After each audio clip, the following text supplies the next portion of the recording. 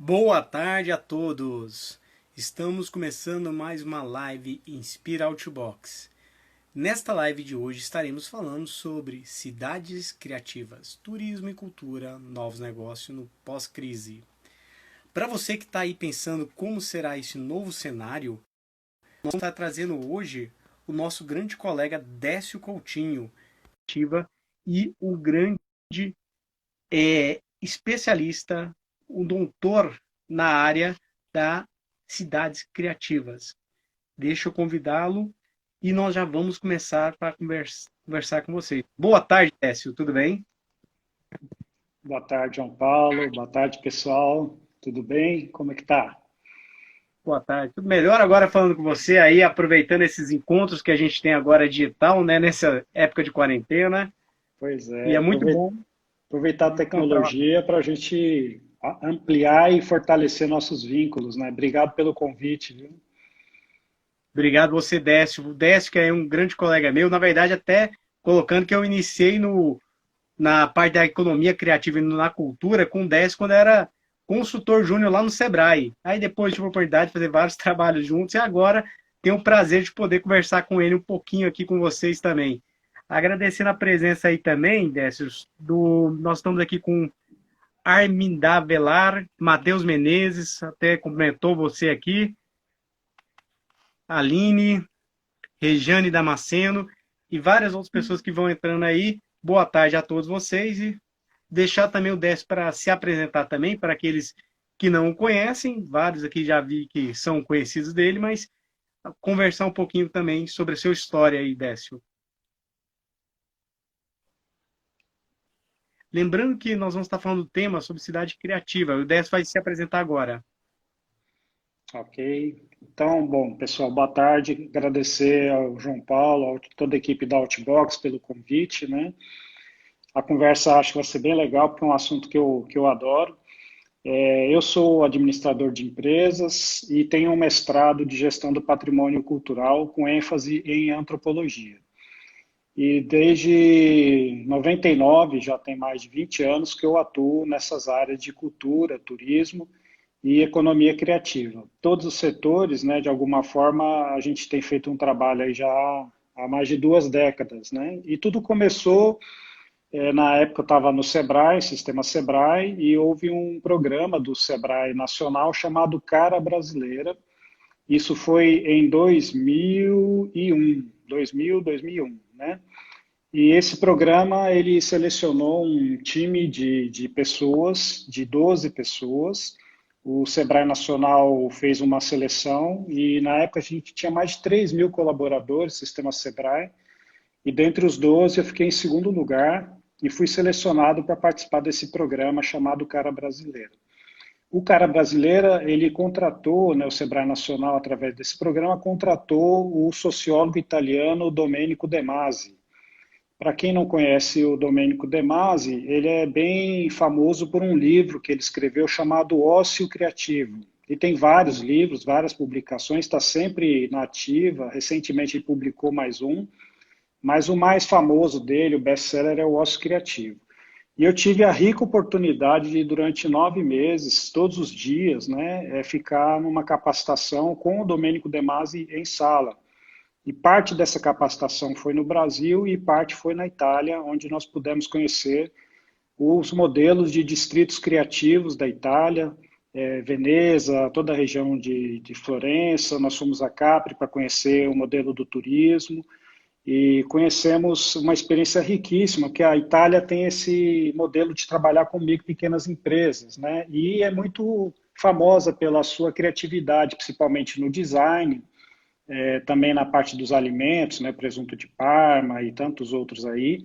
E também a Itália sabe agregar muito valor e trabalha muito bem o seu marketing, né? Então, eu pude, por exemplo, conhecer uma fábrica onde se fazia os bancos da Ferrari, todas por artesãos. Todo banco, todo couro, tratado, costurado, feito por pessoas, a maioria pessoas de 70, 80 anos, costurando à mão os bancos de um carro que vai para uma indústria, né? Então foi uma experiência riquíssima e a partir daí eu fui me embrenhando nessa área da economia criativa e percebi que eu era muito ignorante, que eu não entendia nada do assunto e eu precisava me aprofundar. Então, eu decidi fazer esse mestrado com ênfase em antropologia, porque a minha formação era administrador de empresas. E aí, nesse mestrado, eu tive a base teórica que eu juntei com a prática e seguimos caminhando aí. Sim. Não, e é uma coisa fantástica. E também trouxe o projeto depois, né? Também Cara Brasileira no Sebrae, fez uma iconografia fantástica, que eu lembro que eu usei bastante aí nos trabalhos que a gente fazia de consultoria. Aproveitando rapidamente, também comentar Maria Luísa, lá de Jataí, Barbeiro José Carlos A Hilda e Freire, Pedro Marques, nossa Isabel, artesã Hilda Freire, tanta e gente a Hilda. bacana. Isabel, Abel, pessoal da CIA Lumiato, Escola Casa do Alessandra. Saber de Lusiânia, o Derek vai estar, nós vamos estar com o Derek na quinta-feira, numa live, Sim. né? É, Quinta-feira o 10 vai continuar um papo bem legal lá também. Quem quiser saber mais outros temas também relacionados, a BB Tour Goiás vai estar lá nesta quinta. Alberto, Alessandra, Maila Rocha, tanta gente boa aqui, Eduardo Alcântara, nosso amigo, a BB Carla Tour de Paes. Sergipe, Alberto, muita gente, Catiele, Babi, tanta gente boa aí. Isso. E vocês que estão aí escutando a gente, se quiser tirar alguma pergunta, dúvidas, pode fazer um comentário que a gente vai estar respondendo durante a live. Mas, Técio, até mesmo para o pessoal que está aí nivelar o conhecimento, eu sei que já alguns acompanharam algumas lives suas, já acompanham algumas palestras que você já deu, mas conceitua para a gente, primeiro, o que é a cidade criativa, para aqueles que estão aí que não conhecem.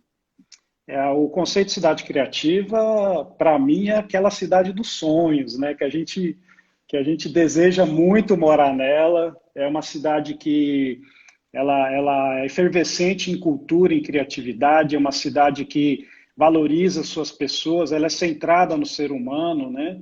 Ela é centrada nos talentos e é uma cidade que ela precisa de ter espaços de encontro, né? Porque através desses encontros existem trocas e através dessas trocas e experiências compartilhadas, a cidade vai prosperando. Então, uma das características mais importantes das cidades criativas é conseguir ter espaços de troca, redes de espaços, redes de pessoas, né? E essas pessoas, junto com esses espaços, acabam ocupando e tomando conta da cidade e tendo a liberdade e poder de escolha, né, de decidir, de ter uma cidade feliz, de uma boa qualidade de vida. É uma cidade que mistura a inovação, a tecnologia com a tradição, com a cultura, com a diversidade. Então, é uma cidade viva, pulsante, né? Uma cidade vibrante. Ana Carla Fonseca Reis, que é uma das principais teóricas do Brasil desse assunto, ela publicou um livro com exemplos de mais de 100 cidades do mundo. E nesse livro, ela fez essa pergunta: o que é uma cidade criativa? E essas 100 cidades responderam, e todas elas tinham diferentes aspectos na resposta, mas três coisas apareceram em todas as respostas. São cidades que têm muita cultura, são cidades que têm muita tecnologia, e tecnologia social, tecnologias inovadoras, mas também valorizando as tecnologias dos saberes e fazeres, e é uma cidade conectada, que as pessoas conversam, se encontram, se conectam. Então, a gente precisa ter repertório, a gente precisa ter diversidade, a gente precisa conhecer a nossa cultura, mas se a gente não se conectar, se a gente não se conecta com o vizinho, se a gente não se conecta com um parceiro, com uma entidade, a gente não consegue gerar essa criatividade tão desejada no território. Então, ela diz que a cidade criativa é conexão, cultura e tecnologia. E só para finalizar o conceito, tem um outro teórico também americano, chamado Richard Florida, e o Richard Florida fala que a cidade criativa é a cidade que tem três T's. Três T's: talento, tecnologia e tolerância. Então, sempre você vê que o assunto do ser humano, do talento, do respeito, da diversidade, né, e da tecnologia está muito presente. E tudo isso conectado, a gente tem uma cidade criativa. E uma coisa importante, né? Essa questão da conexão, como o Décio colocou aí, vocês que pensam assim, como que eu posso trabalhar o meu município? Como ele falou, a cultura, lembrando que não é só a cultura, vamos dizer, do artesão, mas muitas vezes também os saberes locais, né, Décio? Tem até muitos casos que a gente vê algumas personalidades que têm que ser valorizadas nesse momento no seu município. Aqui mesmo em Goiânia, tem várias pessoas do estado aí, de outros locais também, mas tinha também aquele Zé do Berrante lá na pecuária, né? Eu esqueci, o Zé Capeta, né? que era um ícone nosso aqui, e são É. uma valorização desde essas pessoas, até mesmo os artesãos, como a Hilda, que está aqui lá de Alexandre, que faz esse trabalho vibrante. E o principal, a conexão. Como o Décio falou, sem a tolerância, sem você se conectar com o seu vizinho, se conectar com o seu parceiro de comércio, toda essa atividade, você pode ter uma dificuldade maior. E quais seriam as dicas que você daria para aquelas pessoas que pensam assim, como que eu posso trabalhar essa criatividade, essa cidade criativa no meu município? O que você daria de dicas para essa pessoa? Eu gostei muito dessa sua fala porque eu me lembrei de uma história, né? A gente tem personagens, como você já citou alguns aí, né? Que eles acabam levando e multiplicando o potencial de uma cidade. Então, não sei se eu talvez não lembre, mas ficou muito famoso um guarda de trânsito em Salvador. Ele era conhecido como Pelé. E ele ficava num cruzamento muito denso lá em Salvador e acabava fazendo todo um malabarismo e ajudava as pessoas a atravessar a rua, né? E esse guarda, ele acabou atraindo turistas para Salvador, que as pessoas queriam ir lá para ver ele trabalhando e atuando, né? Ele foi fazer palestras no exterior, nos Estados Unidos, falando sobre Salvador, sobre a cidade, sobre o trabalho dele. Então, assim, a gente tem cidades que um personagem, às vezes, né, ou uma entidade, vou citar alguns exemplos mais para frente, elas revolucionam a cidade. Então, é uma cidade realmente centrada nas pessoas. E eu queria te falar uma coisa também que você já sabe, mas talvez as pessoas que estejam com a gente aqui não saibam. Existe um discurso muito forte de cidades criativas, e quando a gente vai ouvir as pessoas e assistir as palestras, as pessoas citam muito Paris, Berlim, Barcelona, Londres, né? Hong Kong, então citam grandes megalópolis, metrópoles, são cidades que têm muito recurso, que têm muitas infraestruturas, centros culturais, museus gigantescos, né? E eu sinto uma necessidade muito grande da gente trabalhar o conceito de cidade criativa nas pequenas cidades brasileiras, no interior do Brasil, que eu chamo de Brasil profundo, baseado na obra de Ariano Suassuna, né? Então, eu trabalho todo o meu conceito, todo o meu trabalho, e você sabe disso, porque a gente já trabalhou muito junto, nas pequenas cidades, no interior do Brasil. Eu evito ao máximo fazer eventos, fazer encontros, fazer discussões em capitais, porque a capital já tem uma boa densidade, já tem um bom caldo, e as cidades do interior, além de terem muita riqueza, muita diversidade, elas têm um potencial de resposta muito grande e rápido, né? E elas são praticamente esquecidas pelos poderes, esquecidas pelas instituições, esquecidas por todos. Então, no momento que você leva uma discussão, e eu gosto de trazer discussões densas e pesadas, eu realizo um Fórum Internacional de Cidades Criativas, e você levar um fórum internacional para pequenas cidades do interior do Brasil, com 10, 15, 20, 30 mil habitantes, é ali que você consegue provocar. E aí eu trago, por exemplo, uma pessoa do México falar sobre o trabalho que ela faz na comunidade indígena do México e a gente trabalhando também com as nossas comunidades quilombolas, ciganas, etc., e fazendo esses cruzamentos. Eu trago, por exemplo, uma pessoa de Portugal para falar sobre a questão dos artesanatos em Portugal e como é que eles trabalham isso em pequenas cidades portuguesas e a gente trabalhando nas pequenas cidades brasileiras. Então, a gente procura trazer nomes internacionais, nacionais também e locais para trabalhar esse tema da cidade criativa em pequenas cidades. E aí, respondendo sua pergunta, né, e se alguém tiver pergunta, você pode ir interrompendo aí. Eu acho assim, a minha experiência, João Paulo, e os meus estudos me levaram a desenvolver uma metodologia para o desenvolvimento, né, para fortalecimento desse conceito de cidade criativa nas pequenas cidades. E eu criei uma metodologia chamada Giros Criativos. Giros Criativos. Por que giros criativos? Porque eu peguei a festa mais famosa que a gente tem em Goiás, a festa mais importante, onde ela está mais presente no nosso estado, que são os giros de folia. Ontem, né, a gente estaria fazendo o encerramento da folia do Divino lá em Pirinópolis, né? Então, infelizmente, esse ano não aconteceu por causa da Covid, mas as folias são festas muito presentes, todo o município goiano, os 246 municípios têm folia, no interior de São Paulo, de Minas, então a gente percebe que tem muita folia no Brasil. E o giro da folia me levou a um conceito lúdico de criar uma metodologia de cidade criativa que eu chamei de giro criativo. E a folia começa com a alvorada, né? a alvorada de madrugada, onde eles fazem aquele café da manhã bem servido, bem farto, ainda de noitinha, começando a clarear o dia, para começar a folia.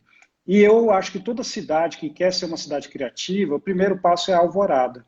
É o primeiro giro, a primeira etapa da minha metodologia, que eu chamo de alvorada da cidade.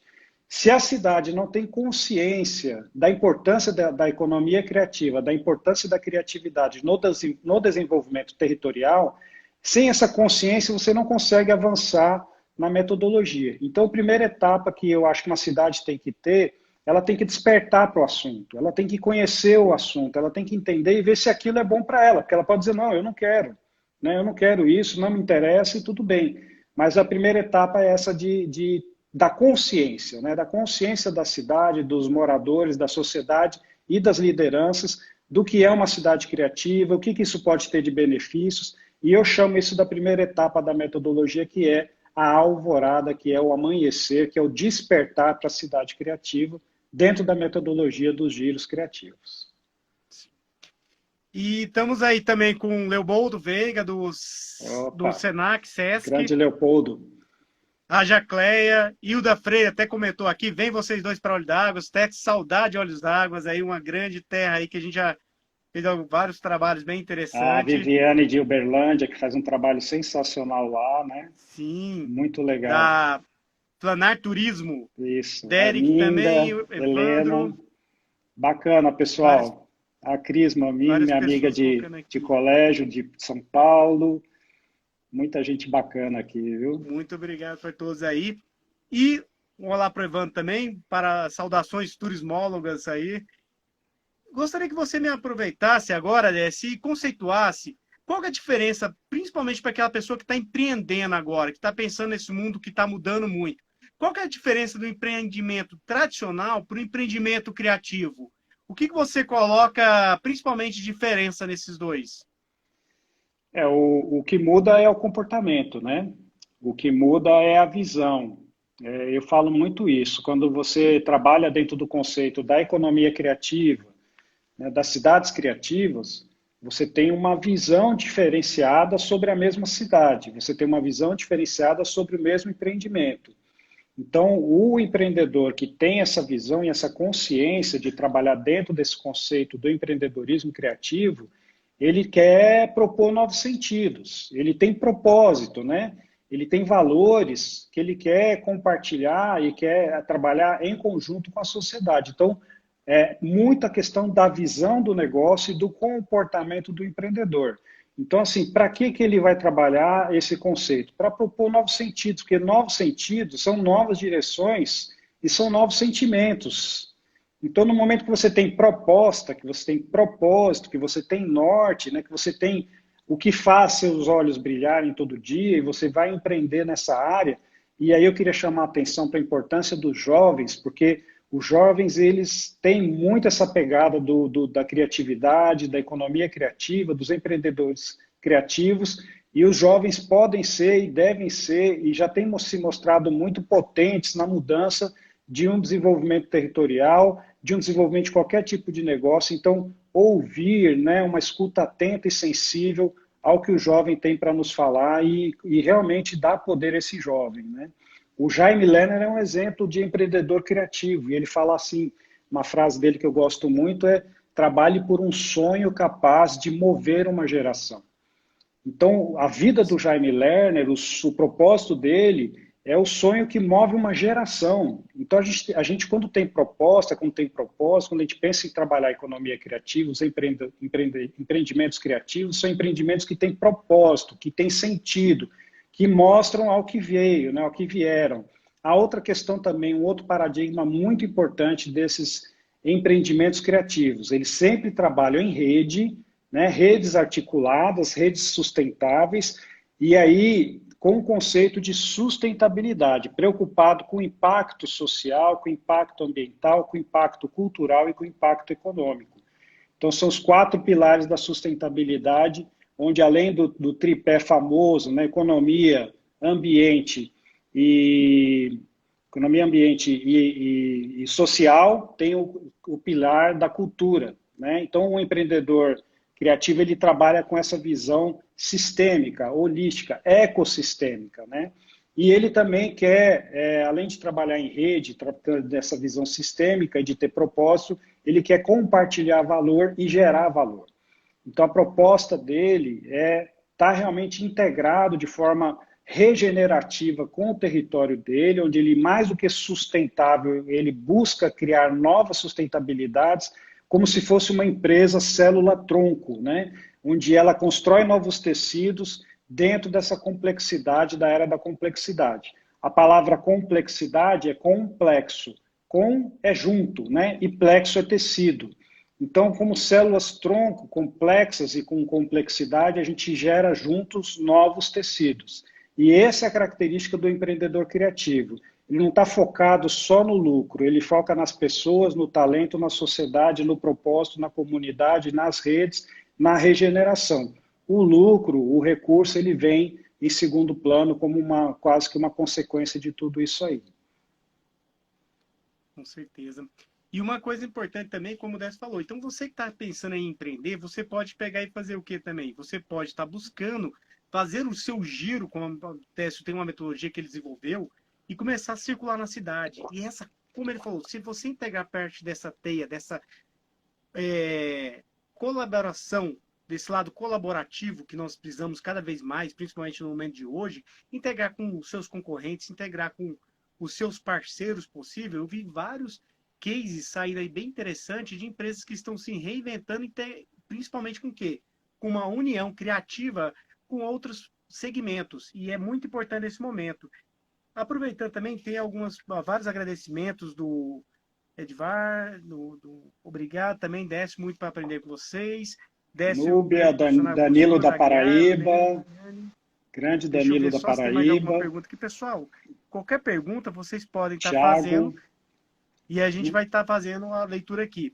Assunto importante, Eduardo falando também, assunto importante que deveria ser sempre contemplado nas políticas públicas municipais. E, pessoal, lembrando que nas políticas públicas é obrigação de todo mundo participar das reuniões dos conselhos de educação, de cultura e, em geral, do turismo, em todos eles. E o principal, começar a transparência, como o Evandro colocou também. E a complexidade, pessoal, cada um tem a sua, que a gente pode começar a trabalhar. Bom, eu queria também aproveitar e perguntar também, quais os principais pontos que você acha que um negócio poderia estar trabalhando para unir tanto essa questão do turismo, da cultura, para ganhar a cidade, ganhar o próprio empreendedor neste momento, Décio? A gente está vivendo um momento de muita mudança, né? E para quem trabalha, que nem a gente está vendo aí, Maria Luísa, né, um monte de gente aí que trabalha com turismo, se você não mudar o modelo de mental, se você não criar um modelo de gestão inédito, e mais do que inédito, de proximidade, de intimidade, né, você tem que mudar o seu olhar e mudar esse seu modelo. A nova era aí vai exigir da gente, né, esse novo gestar, esse novo modelo de gestão. Nós vamos ter que parir novos modelos mentais, né? E como o serviço da parteira não é simples, não é fácil, né? Assim também nós vamos ter que ter esse parir e criar novas visões para isso. E a cultura e o turismo, não dá para pensar um futuro, um mundo novo, sem os dois estarem trabalhando em conjunto, né? A gente precisa multiplicar esforços, unir plataformas, gerar quanto mais diversidade, melhor, e quanto mais identidade, melhor. Então, não basta você ter uma bela cachoeira. 5.000 municípios brasileiros têm belas cachoeiras. Não basta você ter um belo artesanato, porque existem muitos municípios brasileiros com belo artesanato. O que a gente precisa é fazer o que quase ninguém faz, que é juntar a cachoeira com o artesanato, que é juntar o contador de histórias e a doceira com a visita ao museu, né, e com a visita à biblioteca. E aí você começa a gerar uma série de conexões que já estão à disposição da gente, que já estão nos cercando, né, e que a gente não consegue, às vezes, somar isso. Então, a gente fica o tempo todo dividindo cultura e turismo e perde a oportunidade de somar e perde a oportunidade de multiplicar os resultados. Se a gente precisa criar uma gestão inédita, uma gestão de proximidade, por que que eu falo de proximidade? Porque agora acabou esse negócio de acabou por né, pelo menos nos próximos tempos aí, a curto, médio prazo, o turismo é de localidade, é um turismo de proximidade. Então a nossa gestão tem que ser de proximidade. E mais importante do que tudo isso, a gente saber comunicar qual é a identidade do nosso destino. Se a gente não for distinto, se a gente não for distinto, a gente está extinto, né? E o que, que cria distinção no nosso destino? Preço, e aí preço você vai concorrer com China, você vai concorrer com, né, com preços baratos que tem no mundo inteiro, ou identidade cultural. E aí você trabalha a identidade local, que essa não tem como a China te copiar, não tem como a China fazer igual, porque é única, é especial, é singular, é autêntica, é genuína, é sua, e ninguém tira. Então, assim, ou a gente se posiciona com um destino barato, de preço barato, ou a gente se posiciona com um destino de qualidade, de identidade e diferenciação. Por isso, tão importante a gente juntar o turismo e a cultura. E outra questão importante também, a cultura, ela gera autonomia, ela gera protagonismo, as pessoas se sentem mais empoderadas no momento que você valoriza a cultura local, no momento que você dá valor ao local.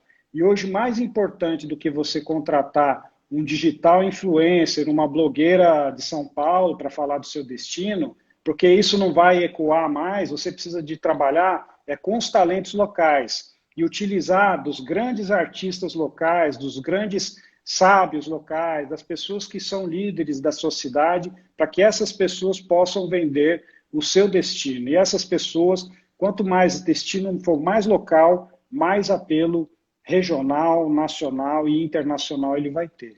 Então, o nosso desafio é mapear essas localidades, esses repertórios locais, criar esse portfólio, desenvolver essas possibilidades de atrativos turísticos, né, em conjunto turismo e cultura, para que isso possa ser realmente um grande atrativo. E tem pessoas que viajam para conhecer bibliotecas, para conhecer museus, para conhecer cachoeira, para tudo. Agora, no momento que você integra tudo isso, você dá esse diferencial e você se destaca no mercado. Por isso a importância de juntar cultura e turismo. Não dá para pensar mais em andar separado. E lembrando também que nessa retomada, pessoal, nos primeiros momentos que o turismo vai começar no segundo semestre, ele vai começar muito próximo. E nós temos que lembrar que aqui na região, pelo menos o pessoal de Goiás, né, lógico, cada um tem sua peculiaridade, nós temos um ambiente aqui, nesse eixo Goiânia e Brasília, de 5 milhões de pessoas, que pode ser um público muito alto, muito importante para a retomada das empresas. Eu sei que o voucher, neste momento que você está lançando, é importante, mas comunicar com o seu cliente, mostrar a sua autenticidade, resgatar essas peculiaridades da sua região é muito importante para você fazer um pacote atrativo, porque, pessoal, 70 dias em casa, o pessoal vai estar muito ansioso para poder sair. E os destinos próximos, nós temos aqui nesse eixo nesse eixo Goiânia-Brasília, vai ser bem procurado. O Eduardo colocou uma pergunta também, Décio: como integrar a tecnologia face ao cenário atual, conectando o ser humano, a cultura, os saberes, dentro de outros elementos? É tudo gestão, né? É a gestão do conhecimento, a gestão dos saberes tradicionais. E o primeiro passo é registrar, mapear e identificar esses saberes locais, esses saberes ancestrais. Antes de integrar com a tecnologia e antes de colocar isso de forma responsável, vou falar mais uma vez, de forma responsável no mercado, né? Você pode estragar uma manifestação secular se você fizer uma mediação mal feita e imprudente. Então, a gente precisa primeiro, antes de qualquer coisa, proteger e registrar aquela sabedoria ancestral, aquele saber, aquela festa tradicional, aquela tecnologia social de fazer o artesanato, de coletar o material do cerrado, etc.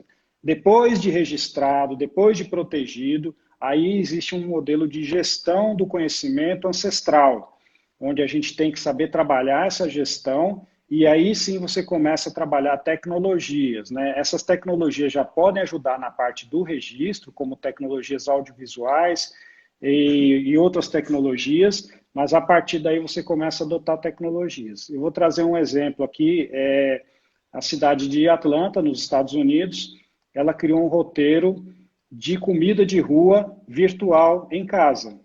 Então você compra, são 3 pratos que você pode escolher durante uma noite, como se fosse comida de boteco. Você escolhe 3 comidas de boteco, e aí você paga aquele roteiro, e aí ele te libera um vídeo onde as pessoas estão, o chefe está preparando aquela comida, né, regional, típica, específica, né, de rua tal, e você está assistindo o vídeo quando de repente chega o delivery entregando a comida na sua casa.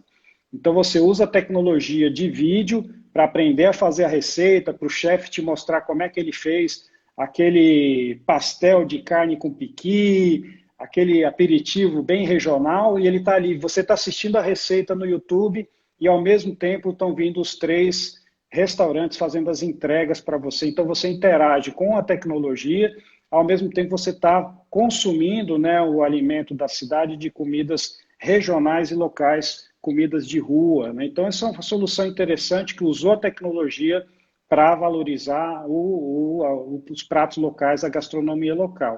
Existem muitos exemplos, né, de visitas virtuais, de realidade aumentada, de internet das coisas, de inteligência artificial, mas como a gente trabalha em pequenos municípios brasileiros, nem todas são, né, acessíveis, até porque até a dificuldade de acessar a internet em muitos lugares ainda existe. E nós temos ainda um grande percentual de brasileiros que não têm acesso à internet. Então, nós precisamos pensar em tecnologias que possam ser geridas dentro das realidades das pequenas cidades brasileiras. Com certeza. E lembrar agora que nesse momento de pandemia, o que aconteceu? Vimos várias pessoas com dificuldade de acessar os aplicativos para N situações. E o Evan também colocou aí a importância do turismólogo. Agradeço a todo mundo aí da BB Tour, várias outras pessoas que estão aí presentes, turismólogo, como a Catiele, Evandro, Giovana, Derek, entre outros. E a Viviane Lemes fez uma pergunta. Décio, como trabalhar a mentalidade de atores tão diversos, onde diferenças políticas podem surgir? Como que é essa questão? Lembrando que o Décio já colocou a questão do respeito, principalmente às tradições, às pessoas, e principalmente também essa cooperação também, que é essa tranquilidade no contar. Mas quais outras dicas que você pode colocar para nós, Décio? Eu compartilho as minhas experiências, João Paulo. Eu sou uma pessoa que eu estudo muito, que eu leio muito, que eu faço muitos cursos, né? Estou sempre aprendendo e também na minha prática do dia a dia. Então, eu vou compartilhar, tentar responder a Viviane aqui com um exemplo. Nós fizemos um trabalho, o João participou e participa até hoje, né? Da Estrada de Ferro Goiás. Então, o que foi o trabalho? Foi unir 15 municípios. Imagina você trabalhar a complexidade de mentalidades de atores, né, Viviane? De 15 diferentes municípios, com 15 diferentes partidos políticos, com 15 diferentes prefeitos, conselhos e lideranças, e cada um com seus interesses e tal.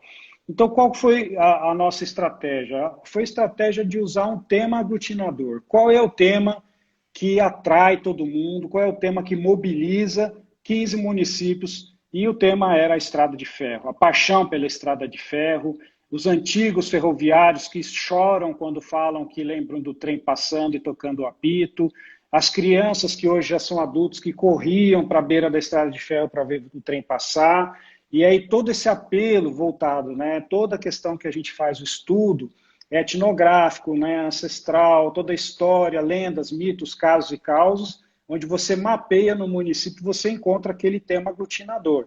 E nós percebemos que o que poderia unir esses 15 municípios seria a Estrada de Ferro Goiás.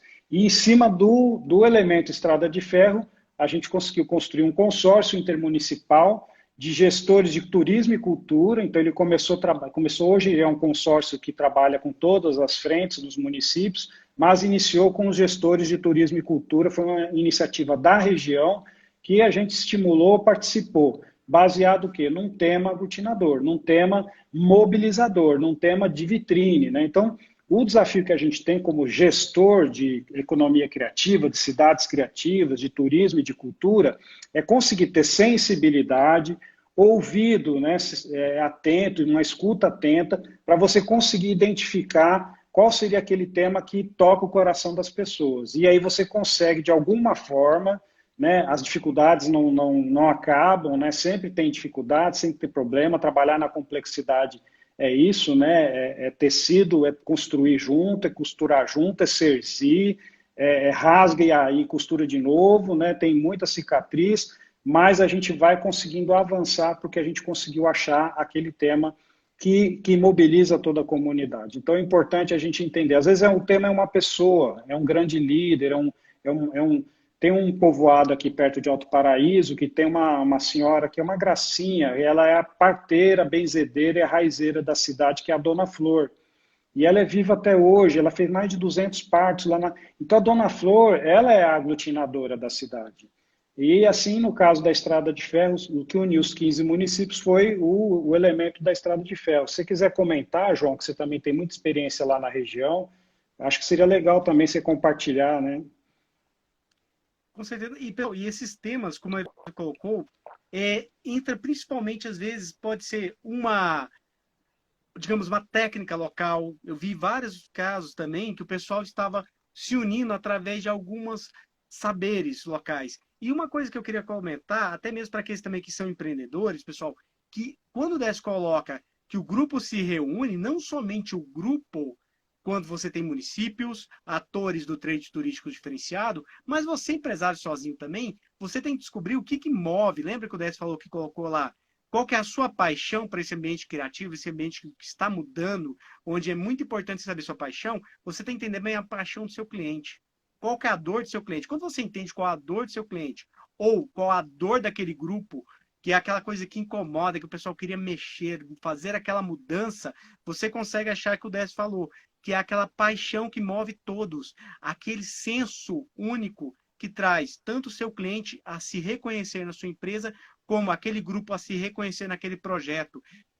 Só continuando aqui rapidamente, por causa do avançar do horário, Sítio Curucutu está aqui também presente, É, Espaço Prema, minha amiga muito obrigado. Ana Cláudia Roso, Sítio Ana Curucutu. Cláudia, Raquel Monteiro, Mônica, Maria Helena, a Saúde IF Goiano, e o Espaço Renascer fez uma outra pergunta também, Décio. É. Como fazer para equalizar esse diferencial criativo, interativo e convergente com uma mentalidade, com crenças limitantes e com medo face ao cenário atual que estamos vivendo? Boa pergunta. Essa é a resposta de R$ 1 milhão, né? Não é fácil, Todos porque têm. mas é assim, como eu estou falando, eu compartilhando as minhas experiências, né? Eu acho que uma das questões que a gente tem que entender é que também a gente não é dono da verdade de tudo, a gente não sabe tudo e ainda bem que não sabe, né? Porque senão a gente já está completamente louco. Eu acho que Espaço Renascer, né? Pena que eu não sei o nome da pessoa, mas eu acho assim que o grande desafio é a gente conseguir mediar essas relações, né? A gente conseguir integrar, interagir, e a cultura ela é um elemento que sensibiliza muito as pessoas. Então, no momento que você começa a falar da cultura local, as pessoas têm um coração amolecido, né? E a partir daí você pode começar a encontrar convergências através da identidade, porque a identidade é aquilo com que a pessoa se identifica, né? A identidade é o que faz ela se enxergar no passado, no presente e no futuro, né?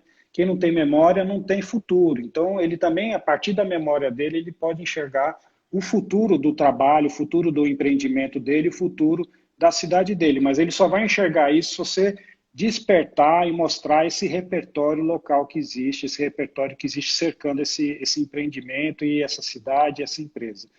Uma outra questão que é importante, que eu já penei a beça, mas que eu descobri, que eu achei um caminho, que eu vou dar para vocês aqui, uma dica que eu acho, para mim, é extraordinária.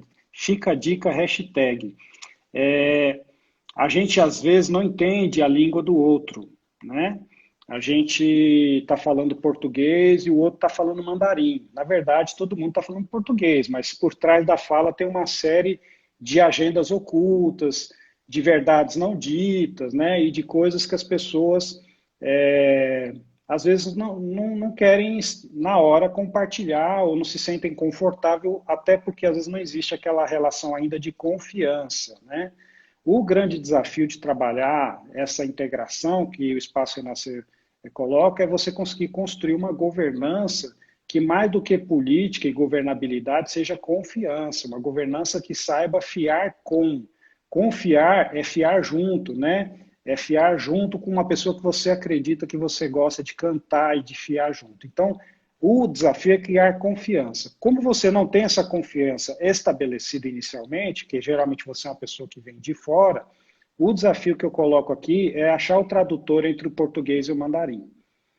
É você encontrar uma pessoa, o que eu chamo de intérprete, né? Intérprete cultural, intérprete de assuntos não visíveis, e você identificar uma pessoa que esteja entre você e a comunidade, entre você e o empreendedor, entre você e a liderança, e esse intérprete vai fazer esse meio de campo e vai traduzir a sua língua para a língua dele, e vai traduzir a língua dele para a sua língua. E a partir do uso desse intérprete, você consegue se comunicar e você consegue criar e gerar a confiança tão necessária. Então, às vezes, a gente quer ser, né, o super, o resolutor de todos os problemas do universo, e aí, às vezes, tem que dar uma recuada, tem que ter uma certa humildade e modéstia e dizer, eu não entendo essa língua e eu preciso que alguém me ensine como é que é o cenário dessa cidade, como é que funciona o trade turístico dessa região, como é, o que está acontecendo nesse destino que não está sendo dito, né? E aí você começa a mapear essas relações, essas conexões não vistas e invisíveis a partir do uso de um que eu chamo de intérprete, mas é uma pessoa que geralmente é uma pessoa ligada àquela comunidade, mas eu trabalho geralmente com pessoas mais jovens, né, que têm essa disponibilidade, que são já pessoas de confiança do setor, da comunidade, das pessoas, e que também entendem que você está ali para fazer o bem, que você está ali para contribuir, para apoiar, para somar. Então, às vezes, pessoal, é um pouquinho de tranquilidade, de humildade, e acionar esse intermediário, essa pessoa que poderia ser um mediador, um remediador, um intermediador. Fica a dica. O Espaço de Renascer até falou que ele trabalha com o resgate das raízes ancestrais no desenvolvimento humano. Fantástico. E, Eu uso muito intérprete nessas comunidades tradicionais. sim, o nome do Espaço de Renascer que está participando conosco é Lucy Iopes. Muito Ah, obrigado pela sua participação. legal. E temos aqui também o Cídio Curucutu, desculpa, muito fazendo uma frase, muito difícil quando a área é muito degradada e memórias perdidas no tempo e nova população surgindo. Isso realmente, temos que manter esse resgate Vou contar uma essencial das história. nossas origens. O sítio é minha amiga, eu conheço ela lá de São Paulo, a Ana Cláudia. Ana Cláudia, eu vou contar uma história para você que pode ser que sirva para vocês aí, né? A gente fez, eu já fiz muitos trabalhos sensacionais e um dos trabalhos que eu fiz foi um encontro de culturas quilombolas, onde nós trouxemos 54 comunidades quilombolas que nunca tinham se encontrado e fizemos esse encontro dessas comunidades na cidade de Goiás, também conhecida como Goiás Velho, né? E essas comunidades, elas de dia participavam de oficinas, de palestras, tinha oficina de gastronomia, oficina de plantas medicinais, oficina de candomblé, tinha oficina de literatura, e à noite tinham as apresentações culturais dessas comunidades. Uma comunidade apresentou a dança de São Gonçalo, que é uma que ela fazia lá e foi que é a manifestação que ela escolheu para apresentar. A outra comunidade da outra ponta do estado falou assim: olha aquela dança que minha avó fazia que a gente perdeu, né? Então, nesse momento, a gente juntou as duas comunidades para a comunidade que ainda tinha, né, a prática da dança de São Gonçalo, ensinar para a comunidade que tinha essa memória, mas que tinha esquecido os passos, as músicas, e aí houve essa reabilitação, né, esse reavivar dessa dança tradicional que estava adormecida e perdida nessa outra comunidade. Então, se você está aí numa área degradada, onde já se perdeu muita coisa, o ideal é a gente tentar mapear o que é que existia e onde que tem, e fazer esse intercâmbio de saberes entre comunidades, porque rapidamente você consegue reavivar isso. E até mesmo Fica a aquilo dica. que Estou dando um monte de dica hoje aqui. sim. E o Neto De Asli que colocou também que a fala do detentor de saberes é um veículo de comunicação privilegiado entre a ancestralidade e a modernidade. E lembrando, pessoal, você que está aí no seu município, você que está buscando transformar a sua cidade em uma cidade criativa, o Décio mesmo falou, é a questão da cultura, é a questão da tecnologia e a integração e cooperação. Por que você mesmo já não faz um registro desses saberes mais antigos, a não deixar aquela pessoa partir sem deixar essa contribuição da sua história, das histórias anteriores que ele possui. Então, qualquer pessoa hoje está muito fácil com o celular, com o YouTube, vários locais para você começar a compartilhar e fazer esse resgate. Lógico, lembrando que eu participei com o Décio, tive o privilégio de fazer vários projetos bem interessantes. Tem lógico, um registro do Ministério da Cultura, que é o INCR, que é feito de forma mais correta. O Décio até me possibilitou fazer esse curso lá em Brasília, na época que eu era consultor, fiz a pesquisa, também INRC, foi lá no INRC. INRC, IN... desculpa, a sigla errando, INRC. E lembrando também que eu fiz até a pesquisa lá na época do Encontro Afro, na cidade de Goiás. Pessoal, é cada história mais gostosa que eu escutava na aplicação dos questionários para validar o campo e com os pesquisadores também que estavam comigo, me comentavam. Então, esses momentos que você se reúne de forma organizada ou até mesmo de forma informal, não perca tempo, coloque em prática, corra atrás. E pessoal, várias outras perguntas que não teve tempo de responder, procura, manda para a gente no direct, manda para o Décio também. Eu estou preocupado, nós temos ainda mais uns 5 minutinhos aqui para o horário da live. E eu gostaria que vocês entrassem em contato, adiciona o Décio depois, segue lá, manda o direct para a gente. Eu gostaria de pedir para o Décio deixar uma dica agora para o pessoal que está aí. Qual dica que você colocaria pensando nessa cidade criativa, no turismo, na cultura e toda essa economia que a gente está aí? Qual dica que você daria para o gestor público, o empresário que está aí, o empreendedor que está aí, o profissional que está aqui nos ouvindo? Eu já dei um monte de dica hoje aí, viu? Dicas práticas que são anos e anos de experiência para a gente conseguir aprender, né? E às vezes Deixa eu dar uma errando. dica mais prática. Contrato dessa, leva lá para sua cidade. Mas olha só, eu vou responder sua pergunta, mas antes eu quero comentar aqui a fala do professor Neto, lá de São Luís do Maranhão. É um grande amigo, um grande gestor do patrimônio material e imaterial lá, líder do tambor de crioula, né, da grande manifestação cultural que a gente tem no Maranhão. Aí eu agradeço muito a presença do professor Neto e do comentário dele, né, sobre a sabedoria ancestral. Eu participo muito, João Paulo e amigos, de eventos que falam de inovação, né? Hoje você tem 500 eventos de inovação por dia acontecendo na internet, né? E antes você tinha esses eventos acontecendo também presencialmente.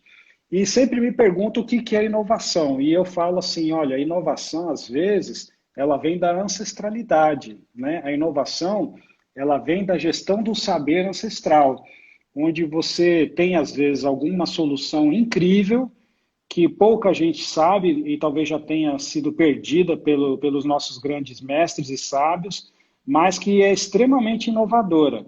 Eu vou trazer um exemplo que vai mostrar um pouco disso que eu estou falando. Eu estava na comunidade Calunga, comunidade quilombola, lá em Teresina de Goiás, no sítio Ema, conversando com a falecida Dona Lió. Dona Lió é uma matriarca Calunga, né? Então, para entrar na comunidade quilombola, lá, a comunidade Calunga, que é a maior comunidade de remanescentes de quilombos do Brasil, quem não sabe, saiba que está em Goiás, são mais de 5 mil pessoas em 3 municípios goianos. Para entrar nessa comunidade, você precisa pedir autorização, a bênção das matriarcas. E assim, como eu trabalhava muito lá, eu fui lá na casa da Dona Lió, pedi a bênção para ela para poder trabalhar lá. A gente estava fazendo um mapeamento do artesanato local. Muito bem, quando eu cheguei lá, estava conversando com ela, batendo papo, tomando café, porque lá o tempo é outra dimensão, né? Fogão de lenha, não tem energia elétrica, a galinha cantando, e você ali senta, conversa, você tem que desacelerar e respeitar o tempo local.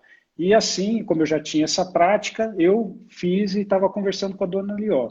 De repente chega uma caminhonete 4x4, daquelas todas adesivadas, de um grande instituto ligado a uma universidade de São Paulo, onde tinha um senhor e ele chegou lá: oi, dona Lió, estou indo ali e tal. E eu disse: quem é essa pessoa, dona Lió? Ela disse: olha, é um professor de São Paulo que veio aqui na nossa comunidade Calunga entender como que a gente trata o úbere da vaca sem química, sem medicamentos, né? sem os fármacos da indústria farmacêutica. E como é que a gente trata a vaca e o úbere da vaca só com terra, com minérios locais, com plantas locais.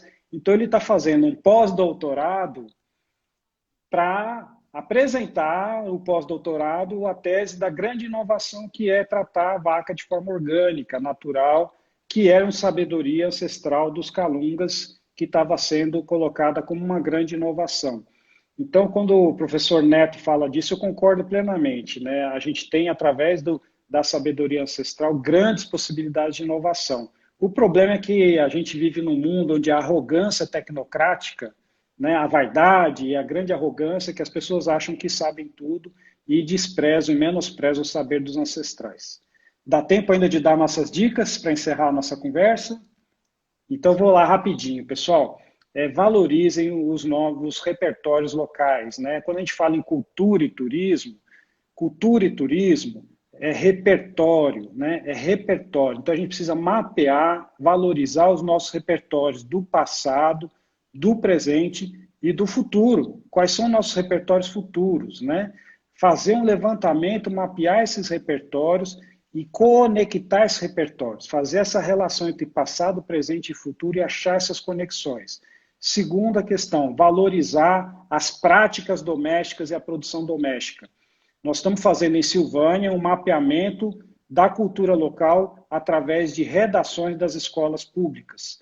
Os alunos vão fazer uma gincana, onde cada um tem que fazer a redação sobre um mestre, sobre uma pessoa, sobre um patrimônio imaterial vivo da cidade. E através dessas redações dos alunos, a gente vai conseguir fazer um mapeamento, uma cartografia, um inventário cultural de Silvânia utilizando as escolas públicas. Então, valorize a produção doméstica e as práticas domésticas. A autonomia está ligada à compreensão da nossa identidade. A autonomia e protagonismo, empreendedorismo está ligado à compreensão dos nossos valores, uma consciência da nossa identidade. Vamos ter essa consciência, identificar o terreno, desenhar novos mapas, saber reiniciar a versão, atualizar o aplicativo da nossa cabeça, do nosso modelo mental, da nossa cidade, dar um F5 e atualizar esse aplicativo, que a gente não atualiza há muito tempo. Pessoal, tô vendo várias mensagens muito lindas. Depois dessa, se você tiver um tempinho de conversar, a Hilda colocou aí, vou começar a conversar com minha mãe, uma história linda dela. E agradeço a todos, pessoal. Siga o DS aí, siga a gente, manda um direct, qualquer coisa. E eu gostaria que você deixasse uma frase de encerramento pelo horário avançado. Agradeço a todos, gratidão aí pela grande compartilhar. E Décio, muito obrigado mais uma vez por trazer o seu conhecimento e me orientar bastante. Deixar você para colocar o seu encerramento. Não, eu queria agradecer. Nós temos uma live da BB Tour na quinta-feira. Você lembra que horas é, João Paulo? A BB Tour GO, horário, tá? Aí eu vou postar no Instagram. Convido todo mundo a participar dessa live, né? Eu acho que o importante é a gente mudar a nossa visão sobre as mesmas terras, sobre os mesmos ecossistemas. A gente vive num mundo onde a gente precisa atualizar e mudar a nossa visão, né? Então é o mesmo mundo, mas a gente tem que olhar com um novo olhar. Então, assim, se a gente não mudar o nosso olhar, se a gente não mudar a nossa sensibilidade, se a gente não mudar a nossa compreensão de que tudo está mudando, né? Apesar de ser a mesma cidade, as mesmas pessoas, os mesmos empreendimentos, é uma outra era, né? Então a gente precisa atualizar a versão e mudar o nosso olhar. Então não é mudar a cidade, mas é mudar o nosso olhar sobre a cidade, o nosso olhar sobre o turismo, o nosso olhar sobre a cultura. Obrigado, pessoal. Espero que vocês tenham gostado. A live da BB Tour vai ser no site, no Instagram da BB Tour, a BB Tour Go, às 3 horas, nesta quinta-feira, no dia 4, com o Derek Santana, vai estar conversando lá com o Décio, e qual é o caminho sem volta do pós-Covid. Você que está curioso em saber como vai ser, vai lá. 15 horas, quinta-feira, 15 horas. 15 É horas isso? da tarde, às 3 horas, lá no horário do lanche, pega o seu café, pega o seu pão de queijo, vamos lá escutar o DS e debater. E lembrando que o DS está aí sempre acessível, pessoal. Muito obrigado a todos, obrigado de novo, novamente, parabéns pelas Obrigado, João histórias. Paulo, equipe da Outbox Corporation. E obrigado, pessoal que está aí com a gente, Vivi, Ana Raquel, Maí, Maria Evandro. Regina, Evandro falou sobre a questão dos ciganos. Pouca gente sabe, mas Goiás tem a segunda maior comunidade de ciganos do Brasil, né? E a riqueza cultural é incrível. É isso, pessoal. Cezinha Canedo, Hilda, todo mundo aí, Nanda. Um abraço para todos aí. Até quinta-feira, às 15 horas. e muito obrigado. E já dando spoiler, na próxima segunda-feira nós vamos conversar com o Jobert Amado, colega nosso também lá do Sebrae, falando um pouquinho sobre planos de negócio. Para vocês aí que estão pensando em abrir, seguimos aí nas lives, sigam o Décio. Muito obrigado, boa tarde, gratidão a todos. Rochelle, todo mundo aí, um abraço. Que eu não dei abraço, desculpa, é muita gente. Valeu.